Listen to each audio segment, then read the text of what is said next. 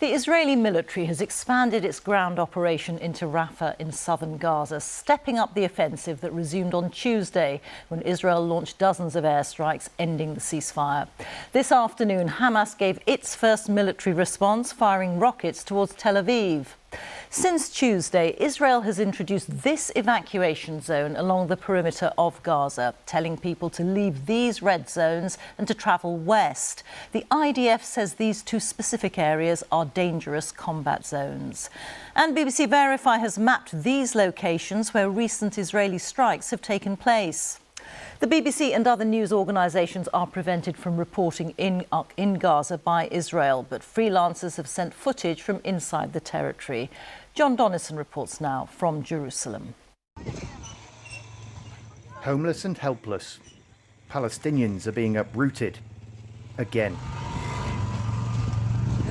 Israel has issued fresh evacuation orders as it expands its offensive,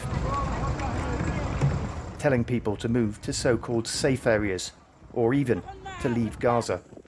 How or where to, nobody knows. Meanwhile, every day, they're burying their children. Kassam is carrying his son, Omar. He was just 2 years old. He says he went out to buy his boy some sweets. He came back to find he'd been killed in an Israeli strike. Kassam's wife, Safar, takes one last look. They bombed a place near us where he was playing on a hill with other kids. They all survived, but Omar was hit with a shrapnel. He was Safar's only child after 7 years of trying for a baby. He's one of almost 600 people to be killed this week, according to the health ministry in Gaza. And in a cemetery with tombstones made of rubble and breeze blocks from destroyed homes, Omar is laid to rest in a shallow grave. The flicker of hope the brief ceasefire offered is now gone.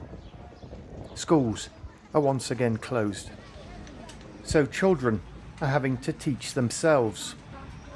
Her friends in front of her, 13-year-old Judy, leads the class.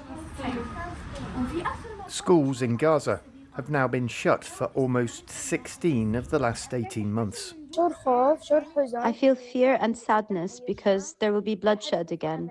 There won't be security and safety anymore. When we had the ceasefire, we felt a bit safe. I could go to school and we were happy. For Gazan families, the daily struggle to survive goes on. Israel says they face complete destruction if Hamas isn't eliminated and the hostages returned.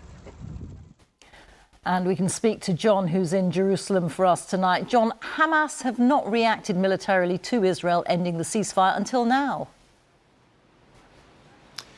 No, look, their military capability has clearly been massively diminished, but today they wanted to send a message, and for the first time in a long time, they fired 3 rockets out towards Tel Aviv. 2 of them landed in open areas, and 1 was shot down by Israel's Iron Dome missile defense shield.